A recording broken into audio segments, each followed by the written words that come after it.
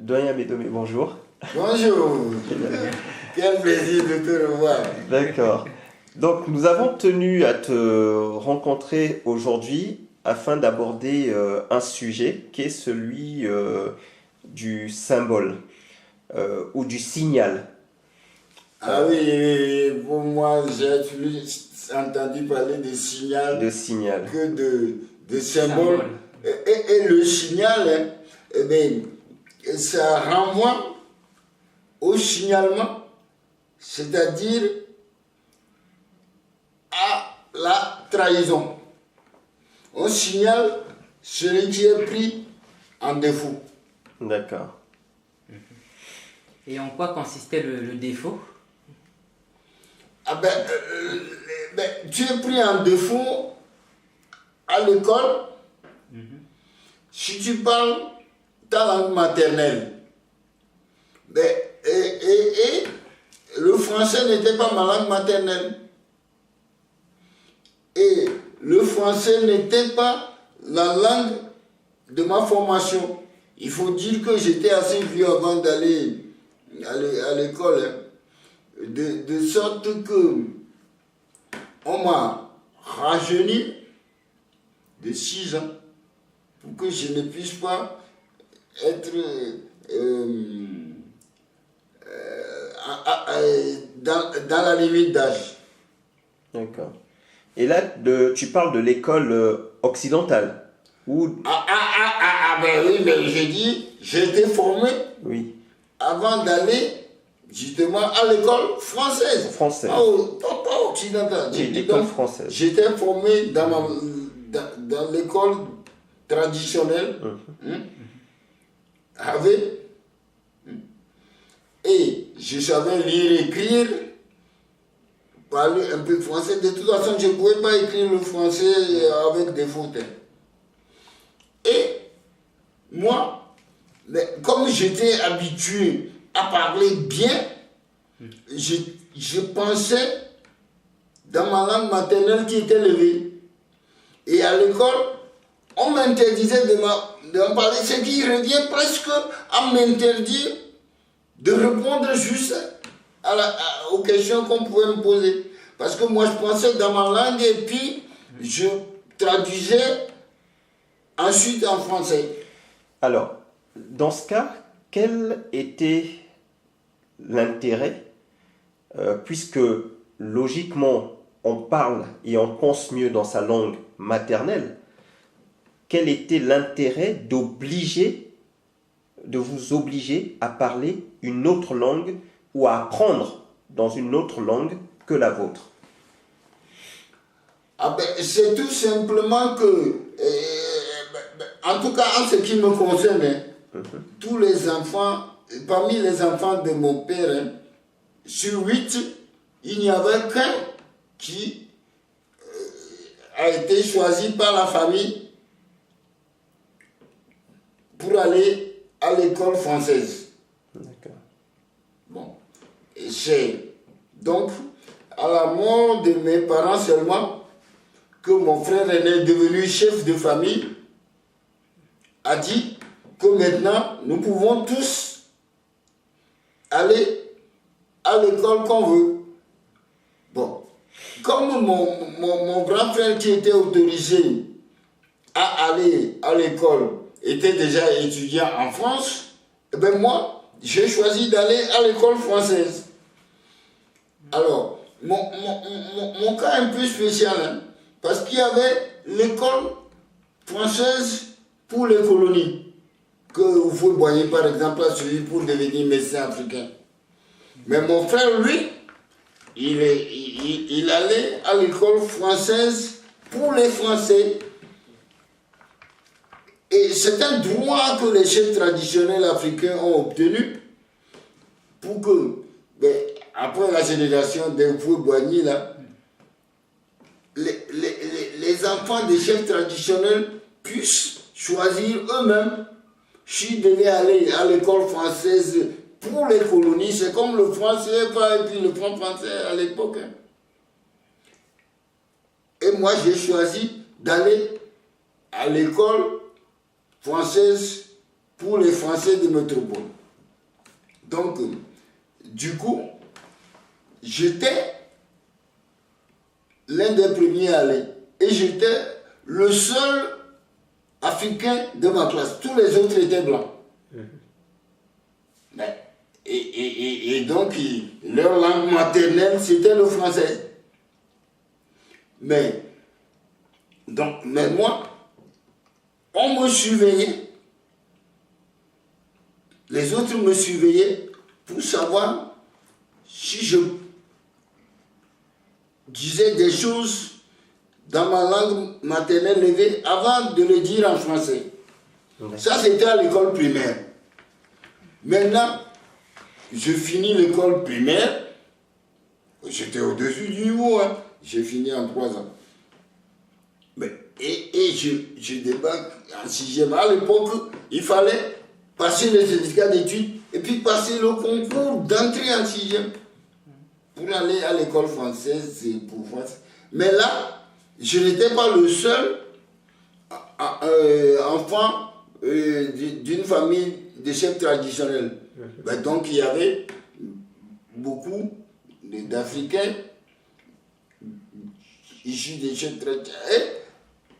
Le signal devenait, tant que c'était les blancs qui me trahissaient, moi ça m'était égal. Je trouvais qu'ils avaient le droit de ne parler que leur langue maternelle. Moi, je n'ai rien contre aucune langue. Donc, je trouvais normal de parler leur langue sans renoncer à la mienne. Mais, quand je suis arrivé à 6e, la situation a radicalement changé. Parce que j'ai constaté que même les Africains, même chefs traditionnels, issus de familles de chefs traditionnels, pouvaient trahir les leurs. Dès lors que je suis. Et c'est là que j'ai plus que tous les autres tellement pris la chose. Parce que il y avait ce qu'ils appelaient le bonnet d'âne. Ben ça, moi, c'était pas pour moi. Parce que moi, j'étais toujours premier de ma classe. Mais je trouvais comme une humiliation insupportable d'avoir un collier qu'on appelle signal. Et moi, dès que je voyais un Africain, on parle plusieurs langues, mais je les comprends. Je parlais dans une langue africaine. Et tout de suite, je faisais confiance. Mais il n'y a pas que les petits blancs pour me trahir disant que j'ai parlé autre chose que le français. Donc, je l'ai d'autant plus mal pris que je ne voyais pas ce que la langue française avait de plus qu'une langue africaine. Et moi, alors chaque fois qu'on me punissait, c'était 12 coups, 12 fessées. 12 coups de fessées. Je demandais quand même que j'accepte la punition à condition qu'on me dise pourquoi. Alors on m'a dit que en parlant français, j'aurais une vision du monde européenne. À commencer par la vision du monde française, parce que pour eux, il y avait une exception culturelle française en Europe, parce que eux, ils étaient le pays de la révolution et des droits de l'homme. Bon, alors, donc, j'avais ma punition. Et chaque fois que je demandais l'explication, on me la donnait. Et à la fin, je n'ai plus posé de questions. Je me suis dit, si ça continue comme ça, je vais finir par ne plus avoir une vision africaine du monde.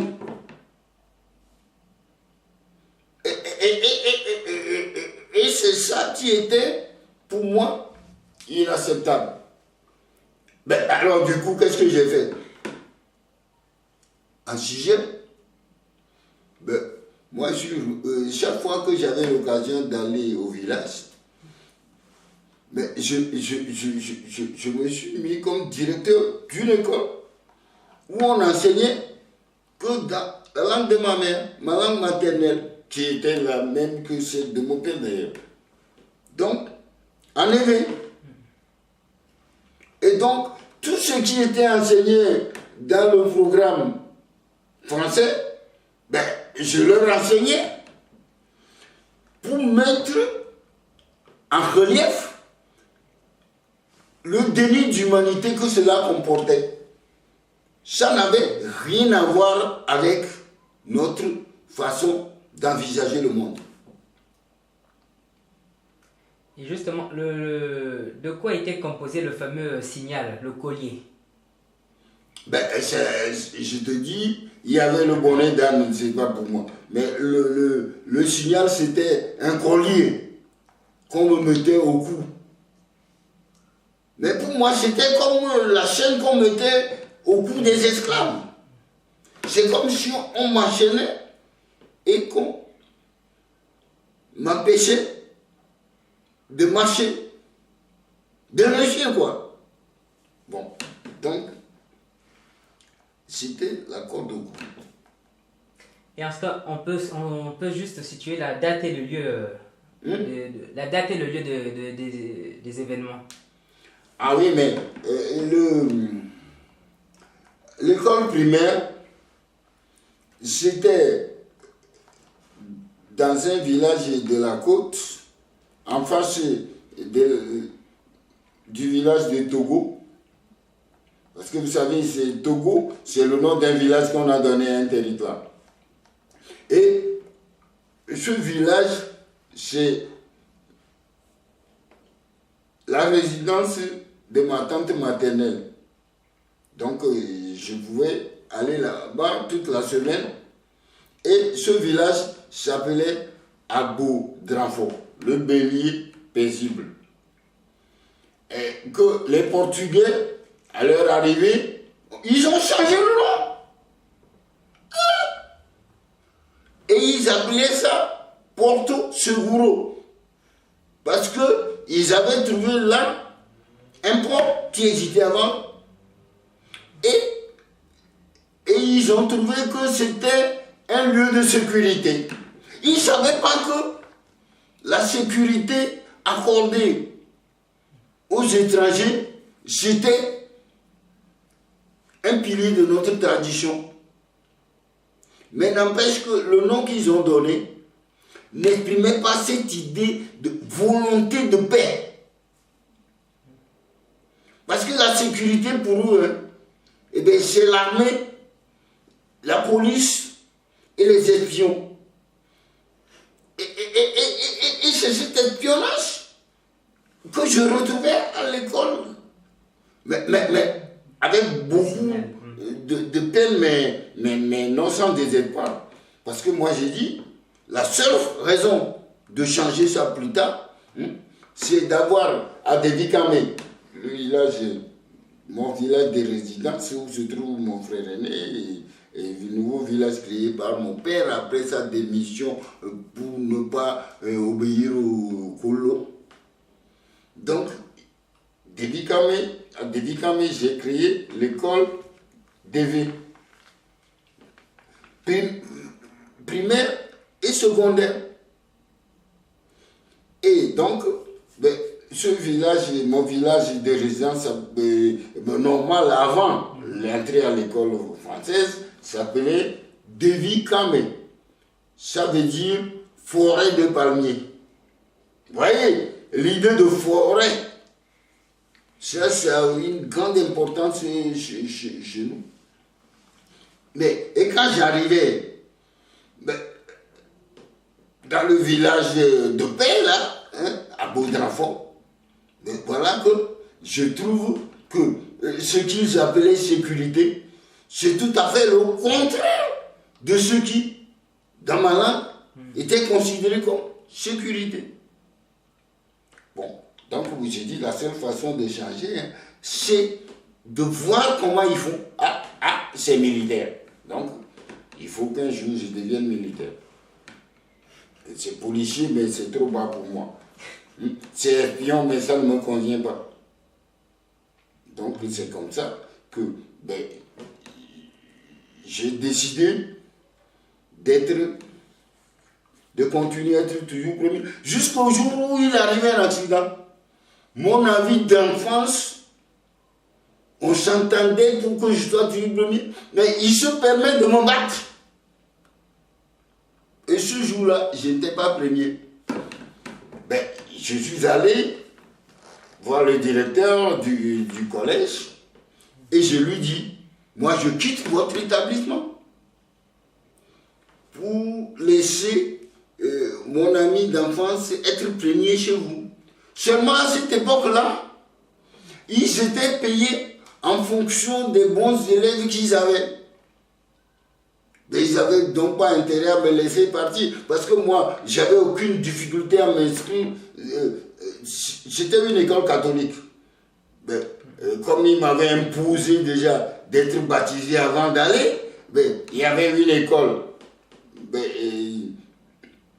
Leur école catholique s'appelait l'école Saint-Joseph. Il y avait une école française qui s'appelle lycée Bonnet-Carrère. J'y allais de la 6e jusqu'en terminale. Moi, je voulais donc... comme chaque établissement était payé en fonction du soutien de ses élèves à l'examen, ils m'ont gardé quand même et ils ont créé d'autres classes. Parce qu'on était une classe surchargée. Donc, quand on a créé plusieurs classes, je me suis trouvé à l'aise et puis en accord avec mon ami, on était là. Donc, on continuait à parler en secret seulement notre langue. Oui, parce que moi, il fallait que je traduise tout ce que j'étudiais en français, en éveil, pour pouvoir, à la fin de la semaine, donner ça aux enseignants de mon école pour qu'ils l'enseignent en éveil. Donc, c'est une sorte d'aliénation dans la mesure où il s'agissait d'apprendre aux gens de mon village la culture française ou européenne, quoi. Et justement, quelle est l'origine? Ça vient d'où en fait cette histoire de signal-là? Qui l'a emmené chez nous? Ça remonte plusieurs siècles en arrière. En tout cas, si on parle d'aujourd'hui, ça remonte au moins à 6 siècles. C'était au 15e siècle, début 16e, lors de l'esclavage. Parce que même ceux qui ont été déportés de force, on leur interdisait de parler leur langue. Et ils ne connaissaient pas d'autres langues que... Mais eux, comme ils n'étaient pas isolés comme moi au départ à l'école primaire, ils pouvaient essayer de retrouver, de s'entendre entre Africains et de parler une langue qui finalement est devenue ce qu'on appelle le créole. D'ailleurs, le créole, il y en avait partout, même sur le continent. Donc, mais sur le continent, nous, on n'aimait pas du tout le créole. Les autres, ils n'avaient pas autre chose à aimer. Si bien que, dès que ce n'était pas tout à fait européen, ça les satisfaisait. Mais sur le continent, nous, la plupart des enfants de ma génération, ils préféraient soit parler une langue africaine, soit parler une langue coloniale.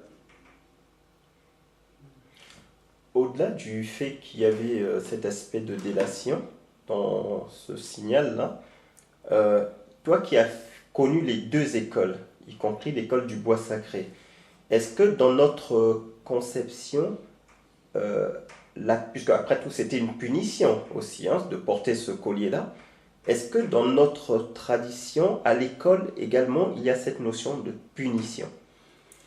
Non, mais ça, j'ai parlé de bonnet d'âne. On le mettait au dernier de la classe. Mais dans l'école traditionnelle arabe comme avec Gamé, il n'est jamais question d'échec scolaire. Tout le monde sortait au même niveau. Mais tant que tu n'as pas atteint le niveau de sortie exigé, mais tu ne sors pas. Il n'y avait pas de limite d'âge. Mais quand tu sors là-bas, on dit que tu es apte à diriger la société. Vous voyez, donc quand moi je sors de là comme dirigeant, et qu'on me traite comme esclave, mais je suis tombé de très haut. Et je n'étais pas préparé à l'accepter. Mais j'ai eu quand même le courage de dire c'est un mauvais quart d'heure à passer.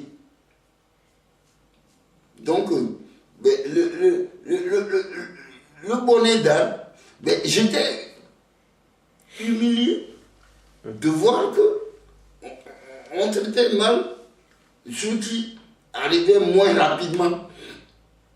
J'étais vraiment très peiné de voir que même ceux qui comprenaient rapidement le français comme moi, eh bien, on les espionnait et on les punissait sans raison. Tu vois? Donc, mais c'est, pour ainsi dire, le rapport de force. Mais il voulait nous soumettre à un rapport de force et nous faire croire que c'est celui qui paye qui a raison. Parce qu'on était boursiers. Hein. Moi, j'avais la bourse française. Celui qui paie, qui commande, c'est le plus fort qui a raison. Alors que moi, j'avais appris que mais tout ce qu'on peut demander à quelqu'un, hein, c'est de lui donner les raisons de son comportement. Et donc, chacun avait des raisons valables, même si ce n'étaient pas les mêmes. Mais chez nous, donc, on avait le droit à la parole. Mais chez eux, silence absolu. Mais tu dois obéir. Mais même le jour que j'ai entendu « ferme ta gueule », moi j'ai dit que il y aura un gros dérapage. Or, voilà que le directeur du collège chez Joseph, là, c'était un curé.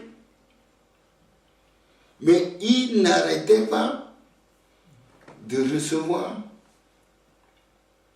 une Africaine qui était mariée à un Allemand, Madame Gensler.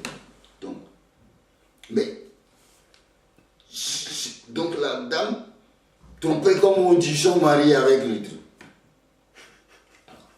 Alors, comme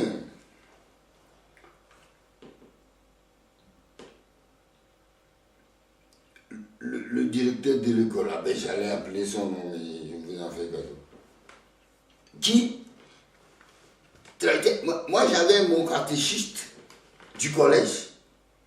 Ça, je peux vous donner son nom, le père de Coq. Il était hollandais, pas français. Et c'est lui qui a dit que l'amour, même érotique, était un besoin vital pour tous. Et que lui, malgré son vœu de célibat, il tenait à satisfaire ce besoin vital. Bon, il me faisait une confidence parce que moi je lui ai dit que le père directeur faisait ça pour qu'il me dise, puisque c'était mon directeur conscient, mais s'il fallait le dénoncer. Parce qu'il punissait les curés qui... Bon, il appelait ça les prêtres défroqués. Bon, de toute façon, le père de Toc était assez malin pour ne pas se faire prendre en flagrant délit. Donc, j'ai organisé un truc. Mon ami d'enfance, j'en ai qu'un d'ailleurs, je lui ai demandé de se cacher avec moi sous le lit du directeur curé. Et quand la dame est venue, qu'ils ont commencé à faire leurs bêtises, c'était sous un moustiquaire. Moi, je suis sorti du lit pour soulever le moustiquaire et dire que je vous ai vu et je en témoignerai devant l'évêque. L'évêque, lui, s'appelait Strebler. Et le directeur, bon sang, je suis encore tenté de lui dire son nom. Mais, donc, ils m'ont enlevé, mis au... Comment ça dit? Au cachot, quoi. Bon, ben c'était dans l'église. Il fallait que je prie pour expier mes péchés. Parce que c'est comme pour le truc de Noé où on dit qu'il y a le fils maudit noir qui a se levé, le truc, il a vu la nudité de son père. Donc, moi j'ai vu la nudité du directeur et de sa maîtresse. Manque de peau pour eux. Mon ami était sur le lit. Et pendant que le père m'amenait pour me punir, mais lui, il s'est mis à la porte pour empêcher la dame de partir et l'empêcher de s'habiller. Et appeler les autres camarades pour venir voir ce que Madame Kessler faisait. Elle était toute nue dans l'appartement du père directeur. Et mon ami dit, devinez ce qu'il faisait. Et si vous ne pouvez pas deviner, allez demander à Messa Médomé. Ben, Messa Médomé, c'était moi. Comme on était habitué à me trahir, l'occasion était belle pour moi de raconter l'hypocrisie européenne qui était pour les curés de dire qu'ils font vœu de chasteté, et puis ensuite de faire tout le contraire. Les uns en cachette, les autres ouvertement. En tout cas, moi, je préférais ceux qui le faisaient ouvertement, mais aux yeux des Africains, et sans se faire attraper par les Européens. Voilà. Donc, voilà une façon, pour moi, très originale de réagir. Ben, vous voyez à quel point ça m'a coûté d'efforts chez moi-même, parce que je n'étais pas pour dénigrer les autres. Mais quand on me dénigre, je remplis que l'appareil. C'est ça, mon expérience du signal. Et quel message, enfin, que peut-on dire de l'importance de parler sa propre langue? L'importance de parler sa propre langue. Parce qu'avec le signal, on nous imposait au fond la langue étrangère. Mais oui, mais j'ai déjà dit que j'ai posé des questions jusqu'à ce qu'on me réponde que c'était pour que j'ai une vision du monde européenne uniquement. J'en ai déduit donc qu'il m'était interdit de garder ce que j'avais déjà avant d'aller là-bas. C'est-à-dire une vision du monde non seulement africaine mais panafricaine. Mais imaginez ceux qui n'avaient pas eu la formation traditionnelle mais ils n'avaient aucun terme de comparaison. Pour eux, ils avaient la vision du monde européen et croyaient que c'était une vision du monde africain. Voilà. Est-ce que de mémoire, doyen, tous le signal, est-ce que tu penses que ça a occasionné il y a eu des conséquences, des traumatismes sur ceux qui ont subi cela? Ah non, mais moi, tu sais, j'étais vacciné pour être traumatisé. Hein. Mais je voyais que les autres, eh bien, ils devenaient frileux, alors que moi je gardais mon audace et toute mon insolence. Enfin, ce que les gens parlaient, m'attribuaient comme insolence, moi j'appelais ça fierté africaine.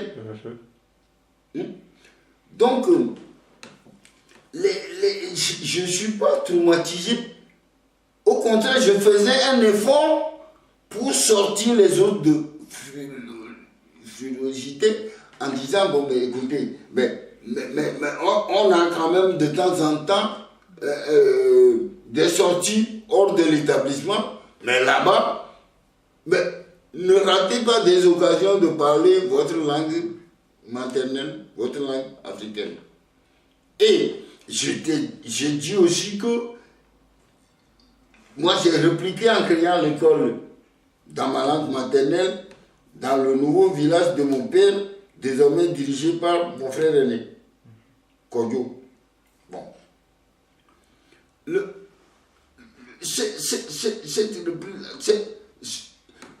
J'ai persisté jusqu'à ce que ça soit transféré dans la capitale, à Lomé. C'était la capitale du Togo, mais c'est une capitale coloniale. Mais, donc je n'étais même pas satisfait. Et comme j'avais de la famille au Ghana, je suis allé dans une ville de l'intérieur qui s'appelait Koumassi, où il y avait une université. Et donc, j'ai trouvé qu'il fallait former des gens pour aller jusqu'à l'agrégation de langues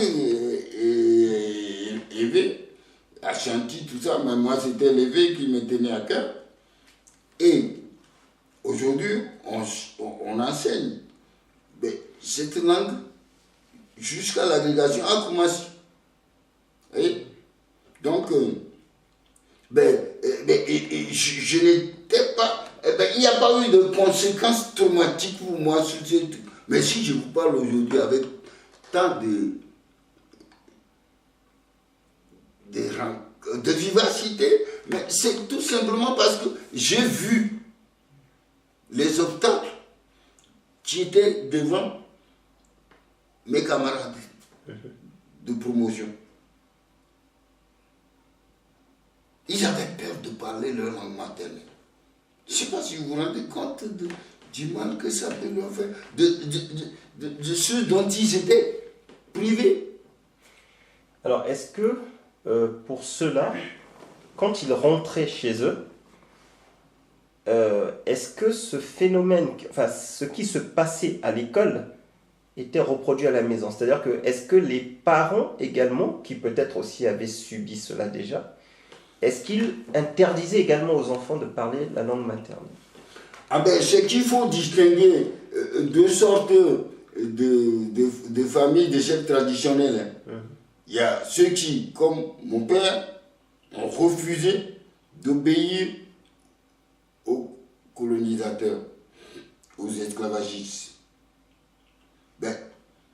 Ceux-là ne punissaient pas leurs enfants, au contraire, ils encourageaient. Mais comme ils étaient tous solidaires, ils n'excluaient pas de leur réunion les chefs traditionnels qui se sont soumis aux colons et qui, donc, parlaient à la maison uniquement français à leurs enfants et qui les punissaient quand ils parlaient leur propre langue. Donc, ça se retrouvait à la maison. Et ça, c'était, comme dirait Nkrumah, un certificat de garantie pour l'avenir du colonialisme en Afrique. Et ils ont eu gain de cause dans la mesure où aujourd'hui, on n'est pas encore sorti de la colonisation parce que les colons européens, ils ne sont pas encore décolonisés. Ils pensent toujours que nous sommes inférieurs à eux. Et ceux qu'ils choisissent, c'est des vassaux, des gens qui sont soumis fidèlement à eux. Bon, mais je précise quand même que nous autres, ceux qui ne voulions pas autre chose que l'indépendance des Africains et l'égalité de tous les individus humains, où qu'ils soient, ben, on n'avait rien contre aucune langue du monde. Mais on pourrait même aller jusqu'à dire qu'on les aime toutes, mais on commençait par ce qu'on connaissait le mieux pour les aborder. Et ça, c'était les langues africaines. Voilà, c'est tout.